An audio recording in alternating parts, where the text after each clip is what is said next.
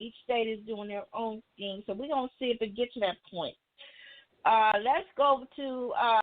We spent a lot of time on this area here, but It's okay. I It's just think. needed. Yeah, you're right. You're right. Continuing with this situation here, I like how you said we just not used to it, and that I never really thought about it like that. But yes, but Dika, me, myself, and I think I can speak for Vicky too. Uh, we're gonna be all right, ladies and gentlemen. Yes, we are. Just to give you some encouragement. Just to give you some encouragement. This is very Oh, serious, hey, but at the same look at this. what? Look at what we did. Remember some of the things that people are doing to make Oh it yeah, I'm gonna talk more about that. comedy. Okay, What? go ahead. Like, oh yes, yeah. I'll let you know about that. Okay, look. Okay, so this is very serious, but I want you guys to know we're giving you encouragement, and I heard this in church today. You know, and I know that everybody listening may not Make sure believe you in make God. it clear that you was streaming and you was not in the building. Because somebody gonna turn around. Now we might get somebody to say something finally. We've been trying to get people I to just send us said, messages and you're right, and all and I that. just said my church did it. Okay, excuse me. Zoe Christian Fellowship streamed our service, so we was able to watch from our house, and I watched it. Pastor Joshua Smith said to meditate on Psalms 91 for those that are listening that are Christian and read the Bible. But meditate on Psalms 91 because that is scripture protection. Do not live in fear. Use wisdom, but not live in fear. What that means is do what is asked of you. Stay home if you can. Self-isolate if you can. But if you're in a situation where you're one of those essential businesses that you have to go to work, then we thank you. We applaud you. Thank you for keeping us safe. Go to work, go your grocery shopping, do whatever you need to do, and come home. Okay? And if you got to go socialize, remember, make sure it's 7 to 9 folks. Now, continuing. This toilet paper issue? Okay, so since it has happened, I had the luxury of going to the store. It's one thing to watch it on TV, but it's a whole other perspective when you see it firsthand going to the store. Okay. There was a line for days in Long Beach, one corner. Thought I got there early enough. They have special hours for seniors and people with disabilities, and people, advocates in my world that are advocating. We were advocating hard to include people with disabilities. So some stores are doing that, but that's a whole nother conversation another day. That's my advocacy world. However, so I went to the store, and it wasn't the day that it was going to be open to seniors and people with disabilities. So it was a line, real long line. My person, my PA was with me. She's like, "You want me to go get the line?" I said, "No."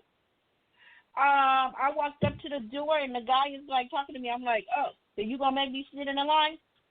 And he's like talking to me. I don't understand. I had to get closer. So you gonna make me stand in the line?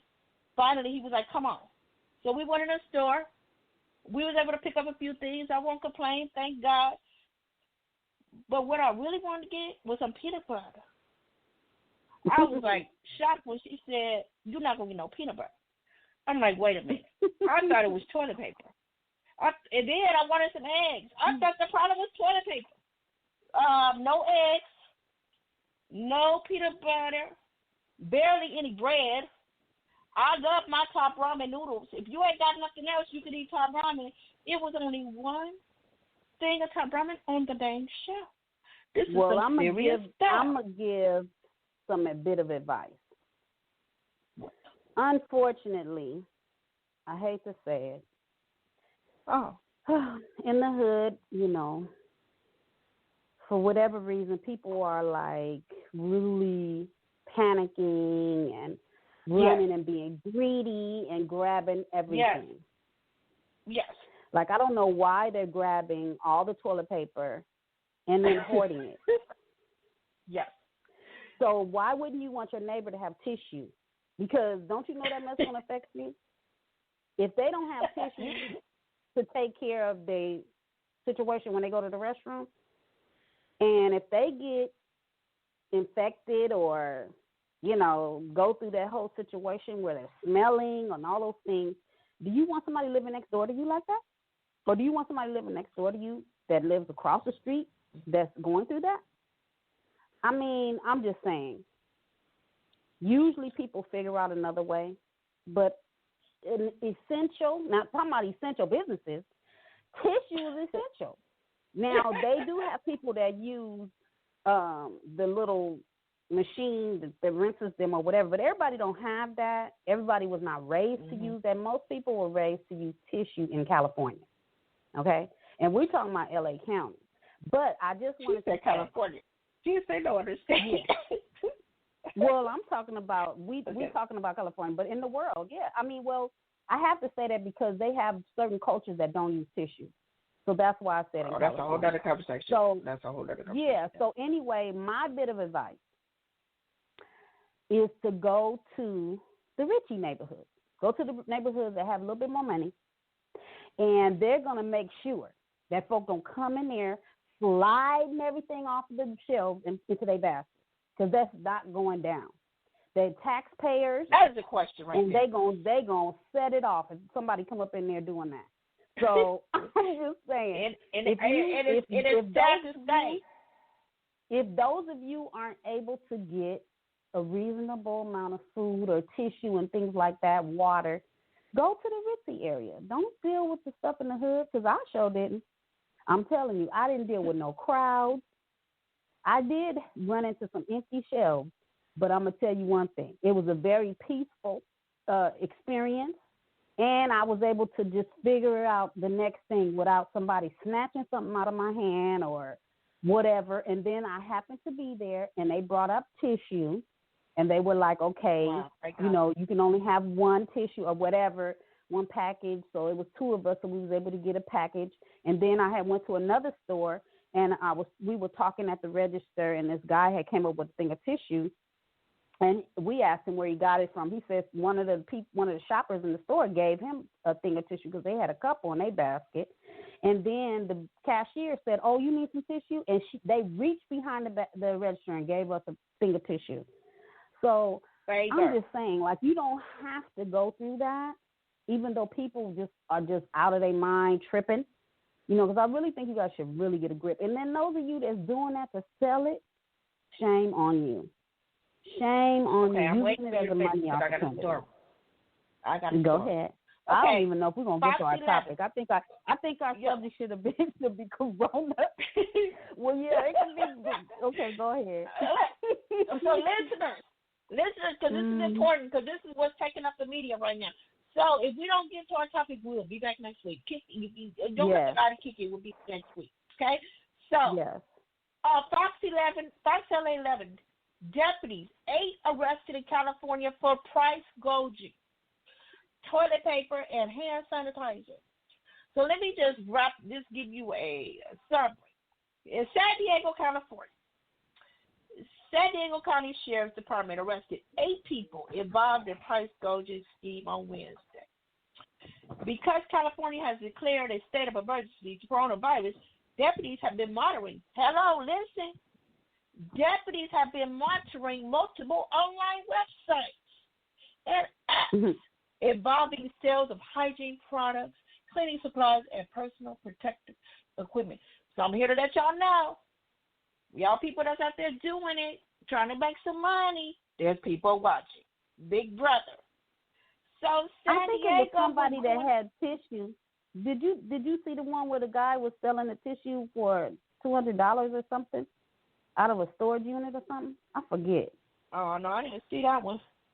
Yeah, he got busted. Though. So the prices of many of these items were outrageous and up to 20 times its regular retail price. So in summary, the deputies, they did a little sting. The deputies, after they was doing their research and watching, they set up a little operation with the suspects to meet up with them and purchase some items. And when they got there, click. I'm just letting y'all know. California law prohibits price gouging for consumer goods and services during a declared emergency. A violation Can you of explain this what is price gouging was? Oh, no, I didn't. Price gouging is when you, like right now, tissue, go online, the sanitizer, I seen it online or seen it on the news. sanitizer was like 2 bottles for $100. Come on now. So price gouging is when you raise the price just stupidly. Just, I don't understand. I don't know another word. I don't get it. Wait, let me finish this part. Who buy? I can't hold this. I'm gonna let you finish. Who gonna pay $100 for 2 sanitizers? Because they in fear. Well, we don't be talking about people in fear. So because they in fear and they I don't care they how gonna much fear. they gonna do. I don't care how much fear. Something they must really be mentally unstable. Why I don't would know you if we can spend say that, Biggie. Because if you scared. Oh, you think that? And you don't. Oh, for real? Oh, you think that's a good enough excuse? Okay. No. I'm just saying that's what's out there. They don't even have to be mentally, but if they I don't care. It's paralyzing them. If fear is paralyzing, they gonna make that care. I do not care. I'm sorry. I'm not paying no $100 for no 2 sanitizers. Yes, we know you not. And I know a lot of other people that's smart enough too. It's not just me. It's a whole lot of folk out there that got much sense. They got a whole lot of folk out there that. I mean, would you do it? No, I just said it. Okay. Okay, then, so that's what I'm saying. So my question is, just like there's some listeners out there saying, really? But everybody that's out there that's scared, I'm not saying it didn't happen. Saying what planet was they on that they spent $200 on some sanitizer? I don't even understand why somebody would pay a grip of money for no tissue. Like, that's crazy. Unless if you need they got, only way I can see it is if they was rich. If they ain't rich for real, and then if they rich, I don't see why they would do it either. Like, for real. Okay, I'm gonna do some research to find out. It ain't even gonna last people. long. You gonna get it $200 and it's not even gonna last. Are you serious? Yeah, because I know I wouldn't be paying for it. That don't even make sense. Some of that stuff just sounds and now we don't have far-fetched for real. Mhm. And now we don't have sanitizer, man. Okay, look. Now can I continue? God. California sanitizer ain't all that great anyway. That's why you're supposed to use soap and water. Wash it with your hands and soap. Soap and water. Yeah, it's better to use that. Okay. That sanitizer sometimes you have in your hands all dirty, like brown when you wash it with soap. A violation. A violation. You is really old way. A violation of this is a misdemeanor. Okay, price gouging. Listen, a price gouging in an emergency is a violation. Is a misdemeanor. It's a misdemeanor. A violation of this is a misdemeanor, punishable by imprisonment. You can go jail in a county jail for no more than a year. You will also be fined with a maximum of $10,000 or both. It ain't that serious, folks. It's really not. And then the mask. Okay, that's the other thing. I go to the doctor. I'm dealing with my allergies because, last week I was coughing quite a bit, and Miss Vicki let y'all know that I was self-isolating. I'm still self-isolating. But I went to the doctor and came back home. I go to the doctor. I just knew I was going to go to my regular doctor. I go there all the time, go in the door, and get my little allergy mask. And they was like, nope. It was a 10 outside. Even though I know what's going on, I didn't even think about, they got to test me. There's tents outside. It's a line. The lady is like, you got to come to this line first. So I just knew they was going to test me for coronavirus. I was like, okay, fine. Not knowing, forgot that we don't even have a virus or whatever, the vaccine or whatever. So they took my temperature. They asked me my symptoms. Now, the 3 symptoms that we know of is coughing, which I had, a fever, and you have trouble breathing. So I only had one of those symptoms. I didn't have a fever, praise God. They let me go in the room, in the office, but they did not give me my mask. When I get up to the nurse, she was like, I gave her the paper. She looked at it. She said, you got a symptom and you coughing? Yes. They didn't give you a mask? No. She left me. She said, I'll be right back. She yelled a little bit. It was like, excuse me, we need to tell them people outside that screening folks, they need to give them a mask if they got a symptom. So going back to the mask thing, we got people buying up masks, taking away the masks for the professionals that need those masks. So now there's a shortage on masks, and people buying up masks. The mask is not going to help you if you're well. The mask is only for when you're sick, and that's why they gave me a mask. So Yes, anyway. to protect